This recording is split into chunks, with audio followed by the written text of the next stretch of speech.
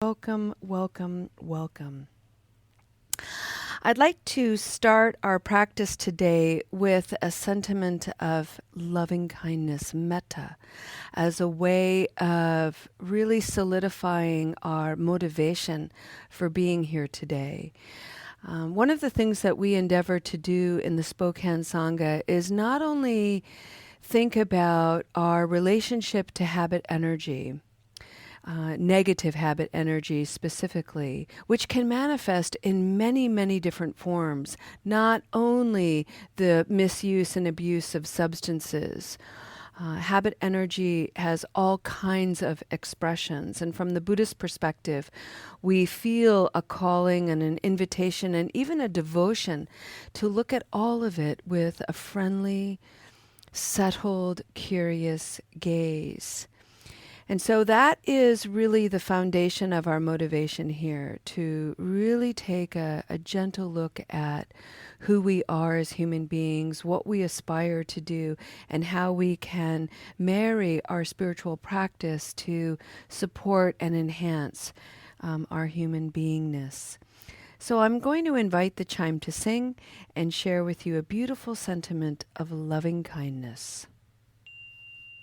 Welcome, everyone. This is a little painting that I made, and this one reads, "May you tend to you.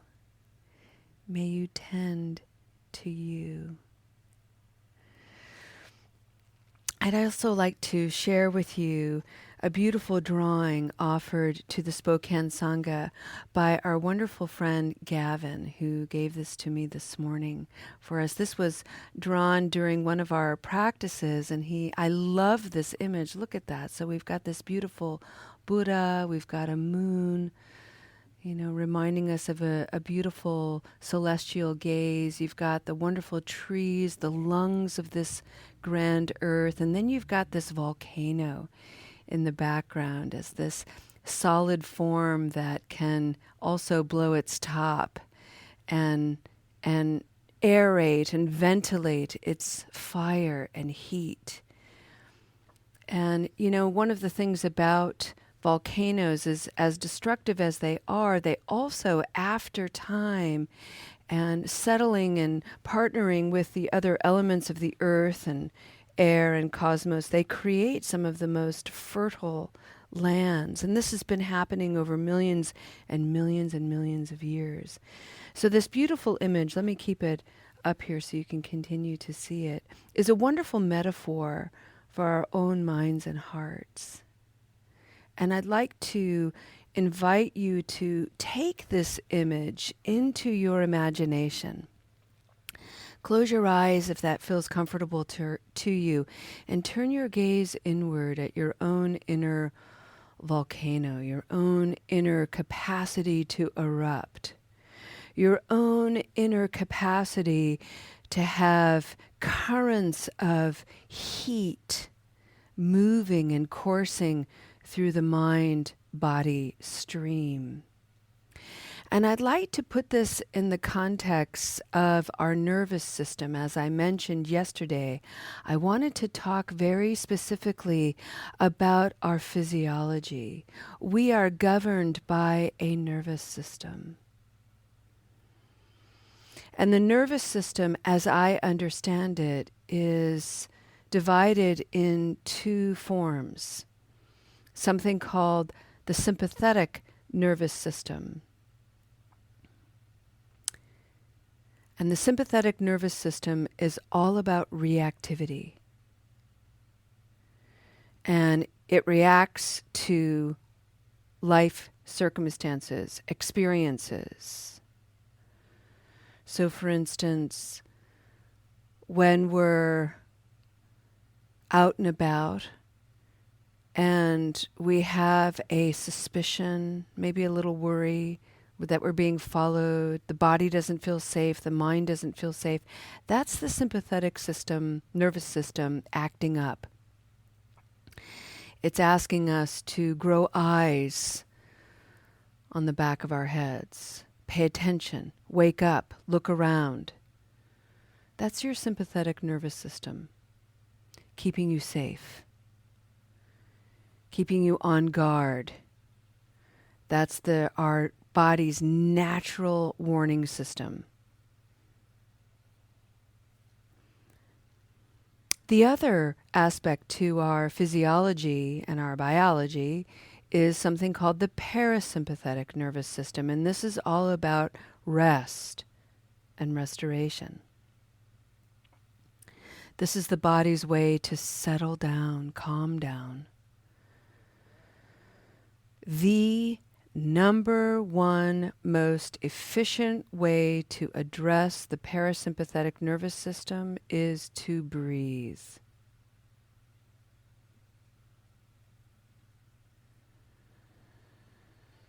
And so whenever you're feeling heightened, reactive, you know the adage, count to 3? Well, that idea is all about taking some deep breaths. It clarifies the smoke, the warning system that something's about to blow. And so before we react, skillfully or not, we can breathe. And the breathing gives us a moment's pause, perhaps even a moment's clarity to ask the question, what is really going on here? Would you look at this? Look, pay attention. What's really happening?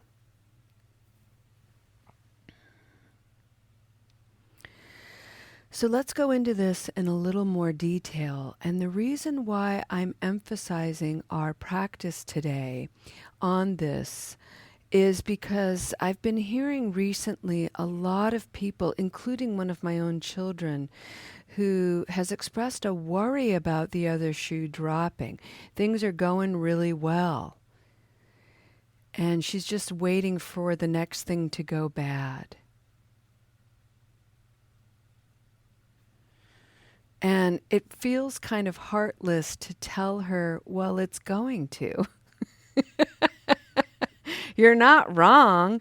The nature of reality is you're going to experience some good stuff and you're going to experience a shit show. That's just the nature of reality. And it isn't always fun. It's hard. But the nature of reality, in terms of the Buddhist perspective regarding suffering, is we have a propensity to avoid things when they go bad and to cling tightly to things when they're good.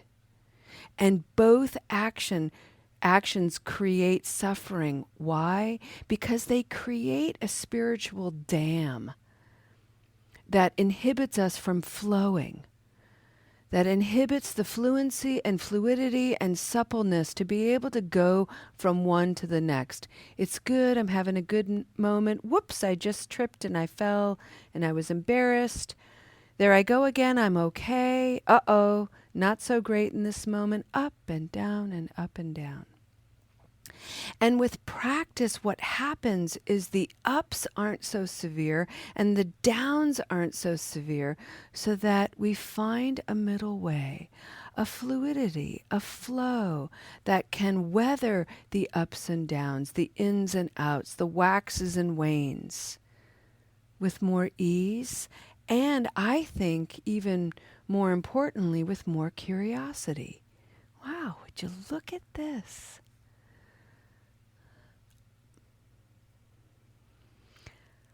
All of this, my friends, relates to an element on the Noble Eightfold Path called wise livelihood. I have reimagined that for myself to mean, how can I be whole? How can I work with the positives of my life, the negatives of my life, and create some spacious neutrality around the whole thing? Not because I don't want to feel one or the other, but I don't want to be trapped by one or the other. I want to be able to feel them both with a sense of neutrality, maturity, wisdom, and awareness. It takes effort, which is also an element on the Noble Eightfold Path, as well as mindfulness, present time awareness, which only asks one question: what is happening right now? The minute you ask that question is the minute you invoke mindfulness. It is that simple. From there, it takes a little bit of concentration.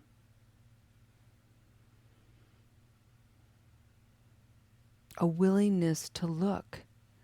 And that willingness to look is nurtured by a sense of curiosity rather than fear.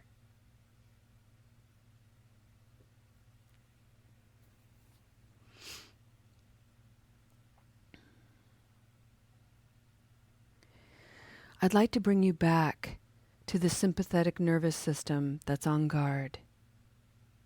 And I'd like to explain, as I understand it, I am no neuroscientist. I have no expertise in neurophysiology. I'm sharing with you what I have read and what I understand to be true.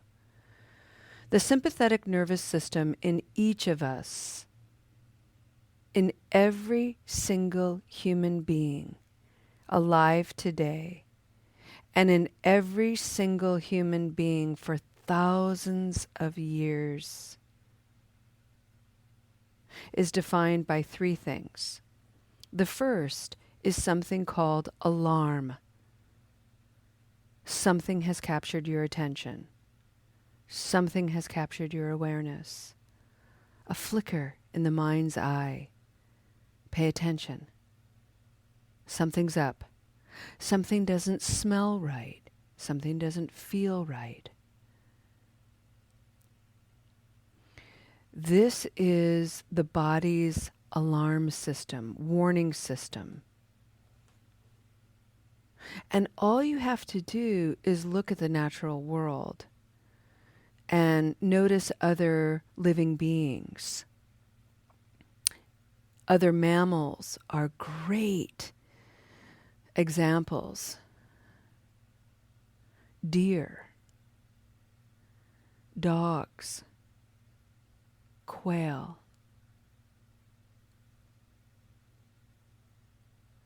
They have ways of communicating their alarm. Deer flick their tails, they turn their ears, they have sounds that communicate alarm. Dogs get very still, the fur on their spine raises up, they might have a low growl, the tail is usually flat before they are ready for a reaction.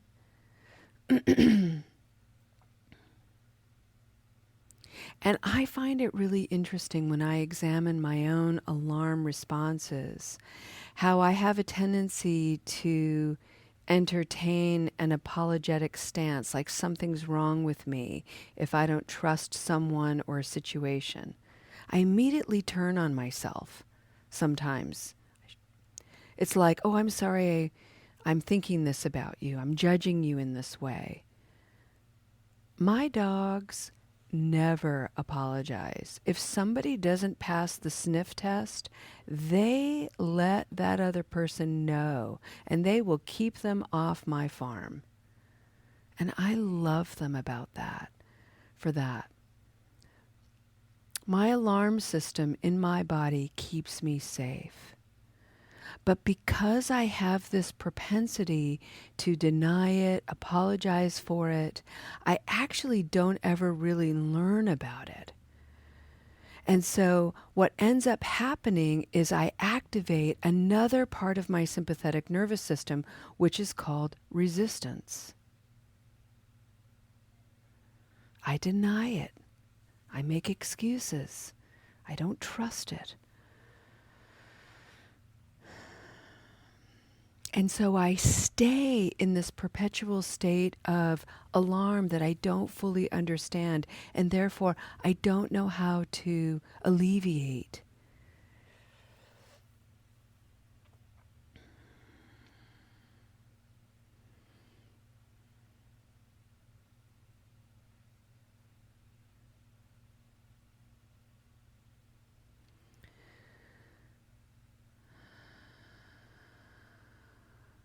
The resistant state in the body is subtle. It manifests in all the ways we talk to ourselves. I shouldn't be feeling this. I don't like feeling this. What's the matter with me? Why is this going on? But we ask the question, why is this going on? Not because we're actually curious about discovering what's going on. It's more of a judgment.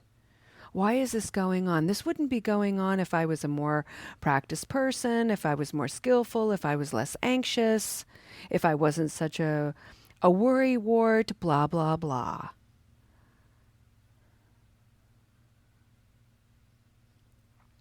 I live in a part of eastern Washington where over the last several years I've observed climate change. And one of the changes in our climate is fire. And we literally have a fire season, and it's happening right now. And there are fires all over the place. Recently in Spokane, it's been discovered that some fires have been set intentionally by an arsonist. And I have all kinds of feelings about that. But nevertheless, out in the prairie where I am, many miles away, there's a huge fire that started yesterday, 1,200 acres. That's now 4,000 acres. Slowly moving, slowly growing. Evacuation orders. Houses lost, properties damaged, and so forth. And in years past, fires have been near my property much, much closer. And I can smell them. And I can see them. And so those images and those experiences create an alarm in my body. And even after those fires have been put out, the memory, the impression that that experience has lingered in my mind stream. And so when another fire emerges, I have an alarm response, and then I resist it. Oh no, it can't be happening again. I don't want this to be going on. I'm so scared. I'm so sad. This is terrible. I don't want this going on. I don't want to look, but I look. Because I actually want to know how I'm going to be affected, if I'm going to be affected. But I can't stop those resisting voices, even if I tried. It just involuntarily happens. What I can do is stop treating myself like a piece of shit for having the fear that I do. I can remind myself this is real. And real things have happened in these fires. And it is scary. And I have reason to worry. And it's okay. I don't have to resist it. I can get some information. And then rather than go down the anxious path of what could happen, I tell myself, Julia, in this moment, right now, this is what is happening. There's a 4,000 acre fire, but it's miles and miles away. There are multiple fire agencies all over it. There's a ton of water nearby that they have access to. These are seasoned firefighters. They know what to do. You can relax. And I breathe. But let's say I don't have access to this practice. The third stage of the sympathetic nervous system is called exhaustion. I don't know what to do. I don't know how to turn these voices off. I guess there's nothing I can do. I'm just going to stay in bed. I'm just going to give up. I'm just going to have a drink. I'm just going to smoke pot so I don't have to feel any of this. That's what exhaustion does. I don't know how to handle what I'm feeling. I don't know what to do. In fact, I'm convincing myself that nothing can be done. Nothing but maybe the familiar things that I've done in the past, because at least I'm doing something, even if it's destructive. It's at least familiar. It'll give me temporary relief. Maybe I'll be okay. That's how we trick ourselves. The parasympathetic nervous system, friends, says, love, you know how to practice. Guess what? It's as simple as taking a deep breath.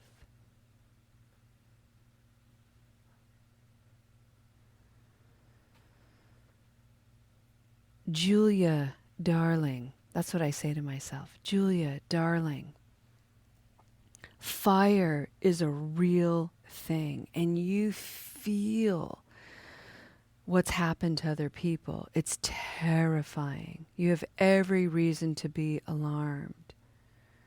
You don't have to resist your feelings.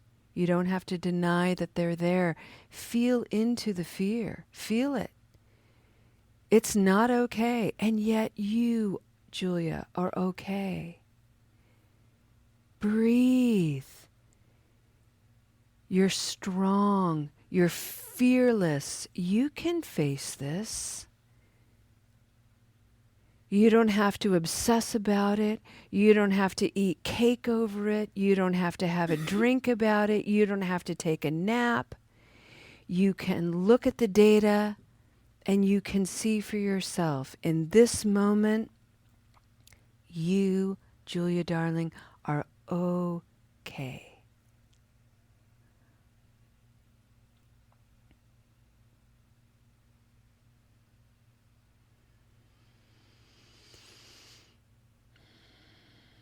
Friends,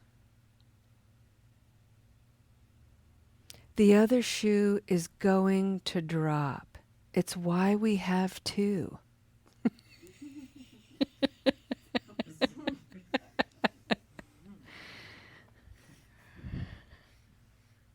All right? So let's just demystify it. I'm waiting for the other shoe to drop is the saying. What a waste of precious time. Why wait?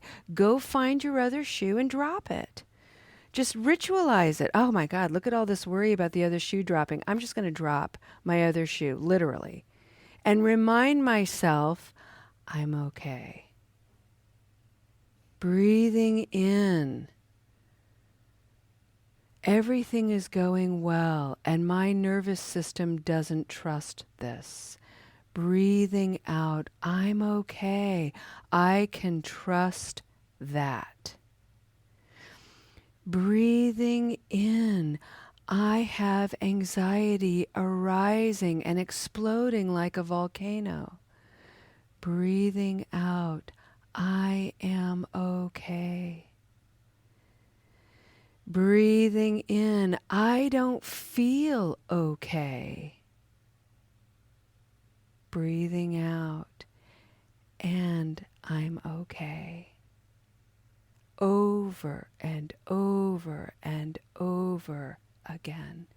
That's how we acknowledge the biology and the neurophysiology of our very necessary sympathetic nervous system, and that's how we meet it, complementary with our parasympathetic nervous system. I don't feel okay. This sadness, this anxiety, this worry, this craving, it doesn't feel okay. Yes. Breathing out. I am okay.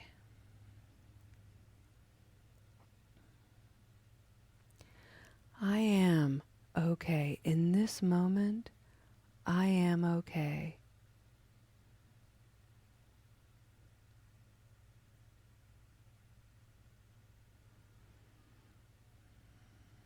Friends, this is a powerful practice.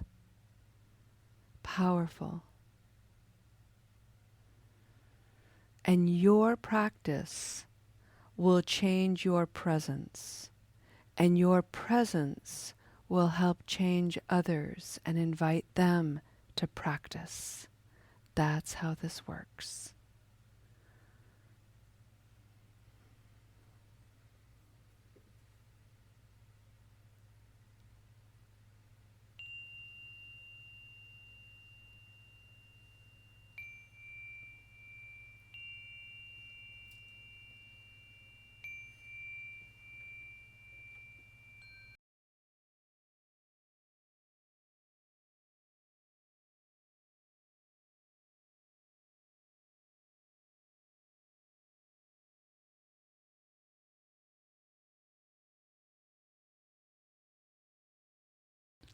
And so I just want to end our practice today with a dedication. And this is a very popular dedication out there. And what I'd like to do is invite you to take a noble posture. So sit tall and allow your heart to be vulnerable. Allow it to be exposed. Sada, heart-led. So to do that, roll your shoulders back a little bit and close your eyes. Take a deep breath. May you be at peace. May your heart remain open. May you awaken to the light of your true nature. May you be healed. And may you continue to be a source of healing for others. That is the invitation, friends, for each of us. And it is my belief we were created for this. Thank you so much for your beautiful practice. I hope to see you tomorrow online at 11:30. Until then, have a beautiful day and a wonderful afternoon. Namaste.